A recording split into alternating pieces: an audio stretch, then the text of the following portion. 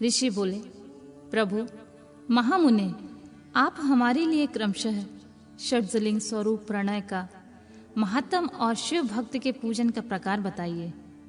सूत जी बोले, महर्षियों, आप लोग तपस्या के धनी हैं। आपने यह बड़ा सुंदर प्रश्न उपस्थित किया है, किंतु इसका ठीक ठीक उत्तर महादेव ही जानते हैं, दूसरा कोई नहीं। तथापि भगवान शिव की कृपा से ही मैं उस विषय का वर्णन करूंगा। वे भगवान शिव हमारी और आप लोगों की रक्षा का भारी भार बारंबार स्वयं ही ग्रहण करें। प्रणाम है प्रकृति से उत्पन्न संसार रूपी महासागर का। प्रणव इससे पार करने के लिए दूसरी नाव नव, इसलिए इस ओमकार के प्रणव को संज्ञा देते हैं। ओमकार अपने जप करने वाले साधकों से कहता है, प्रपंच ना नहीं है, वह तुम लोगों के लिए। अतः इसी भाव को लेकर ज्ञानी पुरुष ओम को प्रणव नाम से जानते हैं, अर्थात यह सब तुम उपासकों को बलपूर्वक मोक्ष तक पहुंचा देगा। इसी अभिप्राय से भी इसे ऋषि मुनि प्रणव कहते हैं। अपना जप करने वाले योगियों के तथा अपने मंत्रों की पूजा करने वाले उपासक के समक्ष कर्मों का नाश करके यह दिव्य नूतन ज्ञान देता है, इसलिए इसका नाम प्रणव है। उन माया रहित महेश्वर को ही नव अर्थात नूतन कहते हैं। वे परमात्मा प्रकट रूप से नव अर्थात शुद्ध स्वरूप हैं, इसलिए प्रणव कहलाते हैं।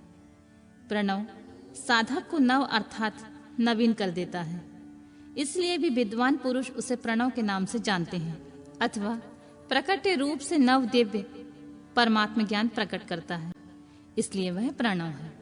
प्रणव के दो भेद बताए गए हैं, स्थूल और सूक्ष्म। एक अक्षर रूप जो ओम है उसे सूक्ष्म प्रणव जानना चाहिए, और नमः शिवाय यह 5 अक्षर वाले मंत्र को स्थूल प्रणव मानना चाहिए। जिसमें 5 अक्षर व्यक्त नहीं है वह सूक्ष्म है, जिसमें 5 अक्षर संयुक्त रूप से व्यक्त हैं वह स्थूल है। जीवान मुक्त पुरुष के लिए सूक्ष्म प्रणव के जप का विधान है, वही उसके लिए समस्त साधनों का सार है। यद्यपि जीवांत मुक्त के लिए वही साधन की आवश्यकता नहीं है, क्योंकि वह सिद्ध रूप है। तथापि दूसरों की दृष्टि में जब तक उसका शरीर रहता है तब तक उसके द्वारा प्रणव जप की सहज साधना स्वतः होती रहती है।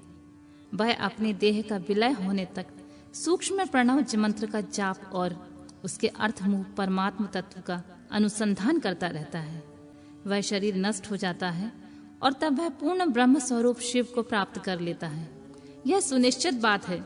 जो अर्थ का अनुसंधान न करके केवल मंत्र का जाप करता है उसे निश्चय ही योग की प्राप्ति होती है। जिसने 36 करोड़ मंत्र का जप कर लिया हो उसे अवश्य ही योग प्राप्त हो जाता है।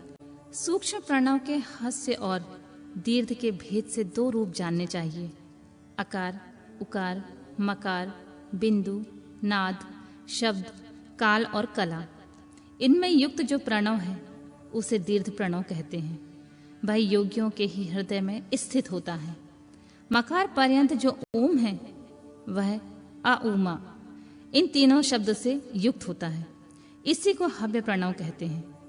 आ शिव है, उ शक्ति है और मकार इन दोनों की एकता होती है। यह त्रितत्व रूप है। ऐसा समझकर हस्व प्रणव का जाप करना चाहिए। जो अपने समस्त पापों का क्षय करना चाहते हैं उनके लिए यह हस्व प्रणव का जाप अत्यंत आवश्यक होता है। पृथ्वी, जल, तेज, वायु और आकाश, ये 5 भूत तथा शब्द, स्पर्श आदि इनके 5 विषय, ये सब मिलकर 10 वस्तुएं मनुष्यों की कामना के विषय हैं। इनकी आशा मन में लेकर जो कर्मों के अनुष्ठान में संलग्न होते हैं वे 10 प्रकार के पुरुष प्रवर्त कहलाते हैं अथवा प्रवर्तगामी कहलाते हैं, तथा जो निष्काम भाव से शास्त्र विहित कर्मों का अनुष्ठान करते हैं वे निवृत्त कहे गए हैं। प्रवर्त पुरुषों को हस्व प्रणव का जाप करना चाहिए और निवृत्त पुरुषों को दीर्घ प्रणव का। व्याहतियों तथा मंत्र आदि से इच्छा अनुसार शब्द और कला से युक्त प्रणव का उच्चारण करना चाहिए। वेदों के आदि में और दोनों संध्याओं की उपासना के समय भी ओमकार का उच्चारण करना चाहिए। प्रणव का 9 करोड़ जप करने से मनुष्य शुद्ध हो जाता है। फिर 9 करोड़ का जाप करने से वह पृथ्वी तत्व पर विजय पा लेता है। तत्पश्चात पुनः 9 करोड़ का जप करके वह जल तत्व को जीत लेता है। पुनः 9 करोड़ जप से अग्नि तत्व पर विजय पा लेता है। तदंतर फिर 9 करोड़ का जाप करने पर वह वायु तत्व पर विजय पा लेता है। फिर 9 करोड़ के जप से आकाश को अपने अधिकार में कर लेता है। इसी प्रकार 9 करोड़ का जप करके वह क्रमशः गंध, रस, रूप, स्पर्श और शब्द पर विजय पाता है। इसके बाद फिर 9 करोड़ का जाप करके अहंकारों को भी जीत लेता है। इस तरह 108 करोड़ प्रणव का जप करके उत्कृष्ट बोध को प्राप्त किया हुआ पुरुष शुद्ध योग का लाभ करता है। शुद्ध योग से युक्त होने पर वह जीवांत मुक्त हो जाता है, इसमें संशय नहीं है। सदा प्रणव का जप और प्रणव रूपी शिव का ध्यान करते समय समाधि में स्थित हुआ महायोगी पुरुष साक्षात शिव ही होता है, इसमें कोई संशय नहीं होता। पहले अपने शरीर में प्रणव के ऋषि छंद और देवता आदि का न्यास करके फिर जप आरंभ करना चाहिए। अकार आदि मातृत्व का वर्णों से युक्त प्रणव का अपने अंगों में न्यास करके मनुष्य ऋषि हो जाता है। मंत्रों के 10 विध संस्कार, मातृका न्यास तथा षोडशोधन आदि के साथ संपूर्ण न्यास फल उसे प्राप्त होता है। प्रवृत्ति तथा प्रवृत्ति निवृत्ति से मिश्रित भाव वाले पुरुषों के लिए स्थूल प्रणव का जाप ही अभीष्ट साधक होता है।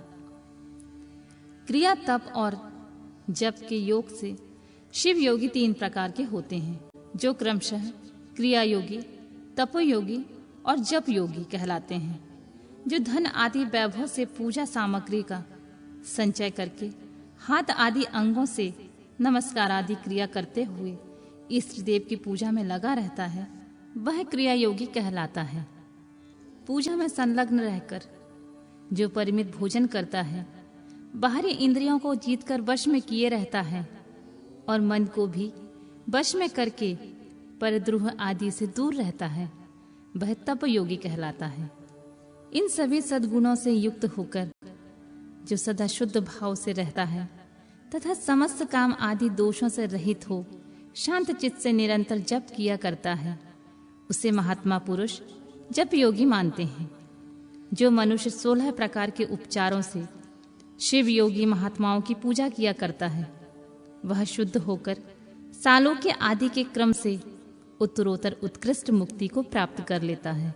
द्विजो, अब मैं जप योग का वर्णन करता हूँ, तुम सब लोग ध्यान देकर सुनो। तपस्या करने के लिए जप का उपदेश किया गया है, क्योंकि वह जप करते करते अपने आप को सर्वथा शुद्ध कर लेता है। ब्राह्मणों, पहले नमः पद हो, उसके बाद चतुर्थी विभक्ति में शब्द शिव हो तो पज्जा तत्वात्मक तत्व नमः शिवाय मंत्र होता है। इसे शिव पज्जाक्षर कहते हैं। यह स्थूल प्रणव रूप है। इस पज्जाक्षर के जप से ही मनुष्य संपूर्ण सिद्धियों को प्राप्त कर लेता है। पज्जाक्षर मंत्र के आदि से ओमकार लगाकर ही सदा उसका जप करना चाहिए। दूजो, गुरु के मुख से पज्जाक्षर मंत्र का उपदेश पाकर जहाँ सुखपूर्वक निवास किया जाता है, ऐसी उत्तम भूमि पर महीने के पूर्व पक्ष में आरंभ करके कृष्ण पक्षी की चतुर्दशी तक निरंतर जप करता रहे। माघ और भादों के महीने अपना विशिष्ट महत्व रखते हैं। यह समय सब समयों से उत्तोत्तम माना गया है। साधक को चाहिए वह प्रतिदिन एक बार परिमित भोजन करे, मौन रहे, इंद्रियों को वश में रखे, अपने स्वामी और माता पिता की नित्य सेवा करे। इस नियम से रहकर जप करने वाला पुरुष एक सहस्त्र जप से ही शुद्ध हो जाता है, अन्यथा वह ऋणी होता है। भगवान शिव का निरंतर चिंतन करते हुए पज्जाक्षर मंत्र का 5 लाख का जप करे। जप काल में इस प्रकार ध्यान करे, कल्याणदाता भगवान शिव कमल के आसन पर विराजमान हैं। उनका मस्तक श्री गंगा जी तथा चंद्रमा की कला से सुशोभित है। उनकी बाईं जांघ पर आदि शक्ति भगवती उमा बैठी हैं। वहां खड़े हुए बड़े बड़े गण भगवान शिव की शोभा बढ़ा रहे हैं। महादेव जी अपने चारों हाथों में मृग मुद्रा, टंग तथा वर और अभय की मुद्राएं धारण किए हुए हैं। इस प्रकार सदा सब पर अनुग्रह करने वाले भगवान सदाशिव का बारंबार स्मरण करते हुए हृदय और सूर्यमंडल से पहले उनकी मानसिक पूजा करके फिर पूर्वाभिमुख हो जाकर पूर्वोक्त पंचाक्षरी विद्या का जाप करें। उन दिनों साधक सदा ही शुद्ध कर्म करें। जप की समाप्ति के दिन कृष्ण पक्ष की चतुर्दशी को प्रातः काल नित्य कर्म करके शुद्ध एवं सुंदर स्थान में शौच संतोष आदि नियमों से युक्त हो शुद्ध हृदय से पंचाक्षर मंत्र का 12 सहस्त्र जप करें। तत्पश्चात 5 सपत्नीक ब्राह्मणों को जो श्रेष्ठ और शिव भक्त हों वरण करें।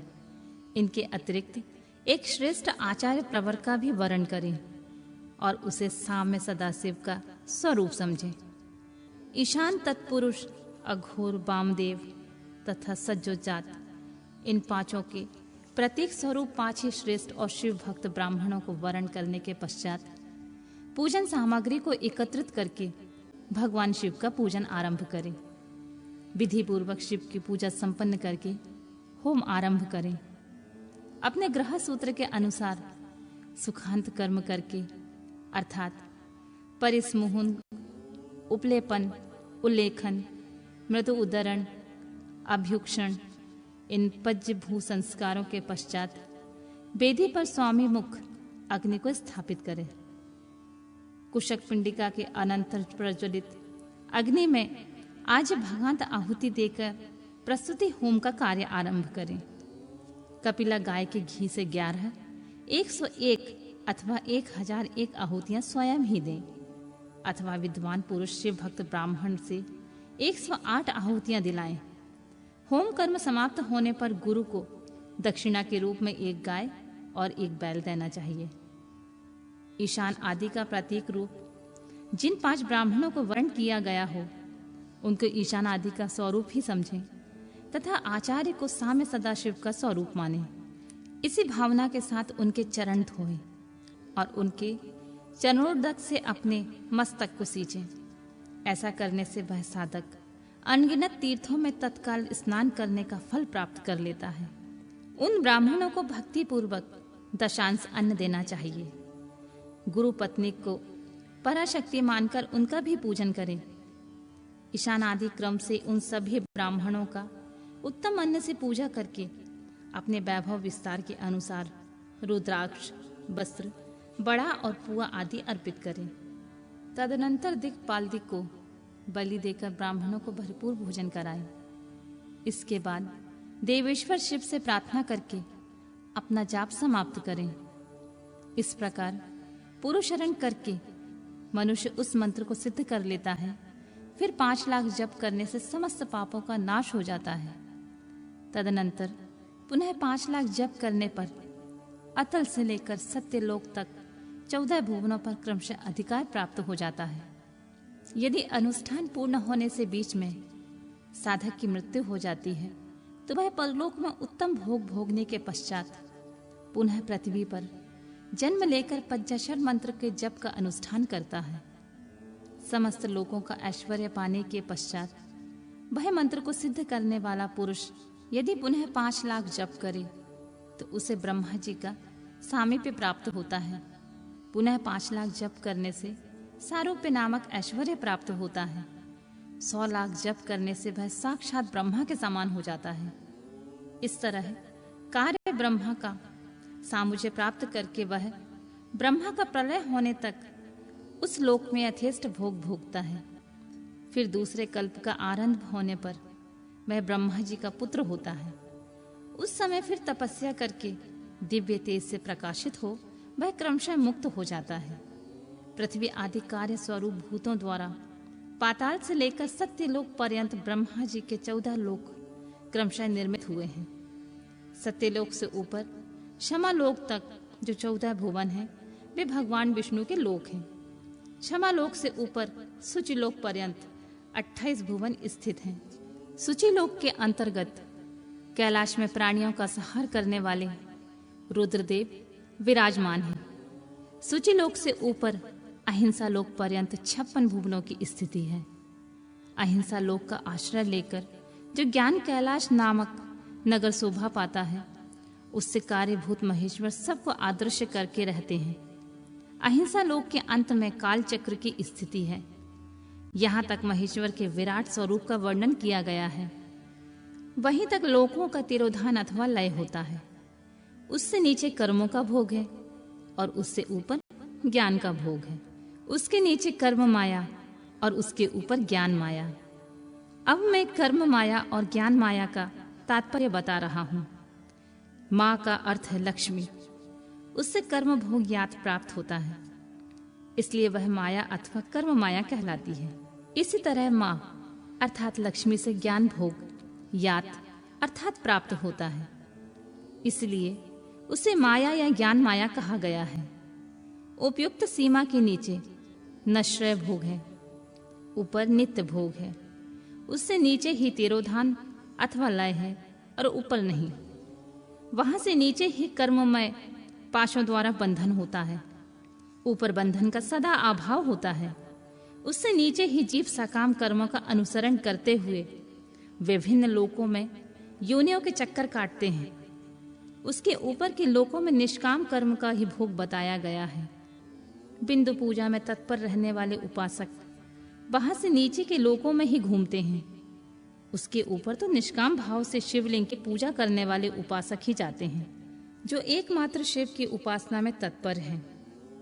वे उससे ऊपर के लोकों में जाते हैं। वहां से नीचे जीव कोटि है और ऊपर ईश्वर कोटि। नीचे संसारी जीव रहते हैं और ऊपर मुक्त पुरुष।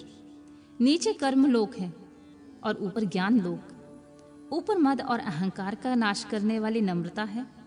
वहां जन्म जनित तिरोधान नहीं है। उसका निवारण किए बिना वहां किसी का प्रवेश संभव नहीं है।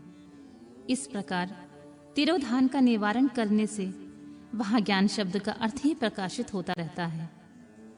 अधोभौतिक पूजा करने वाले लोग उससे नीचे के लोकों में ही चक्कर काटते रहते हैं। जो आध्यात्मिक उपासना करने वाले होते हैं, वे ही उससे ऊपर को जाते हैं।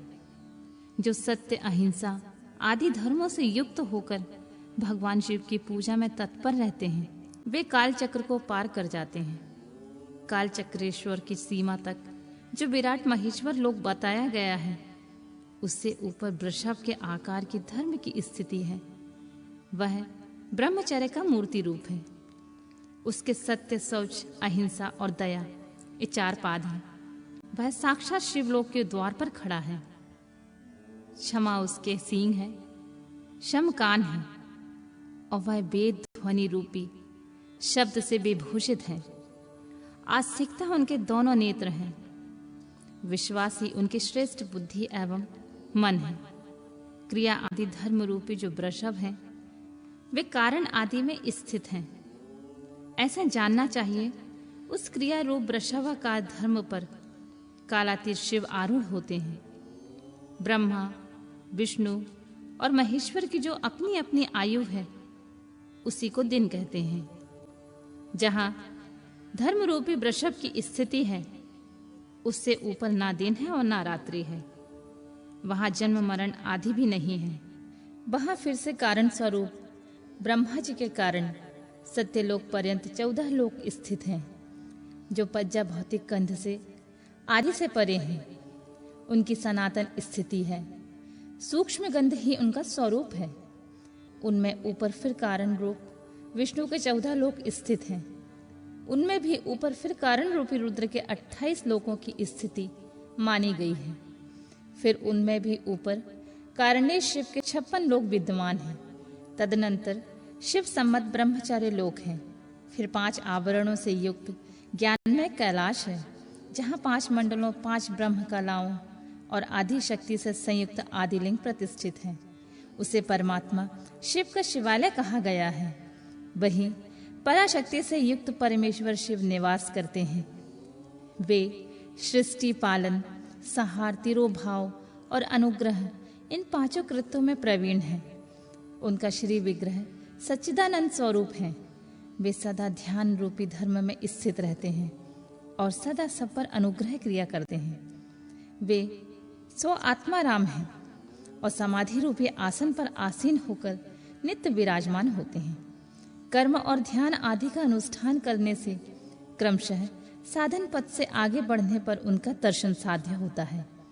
नित्य नैमित्तिक आदि कर्मों द्वारा देवताओं का यजन करने से भगवान शिव के समाराधन कर्म में मन लगता है।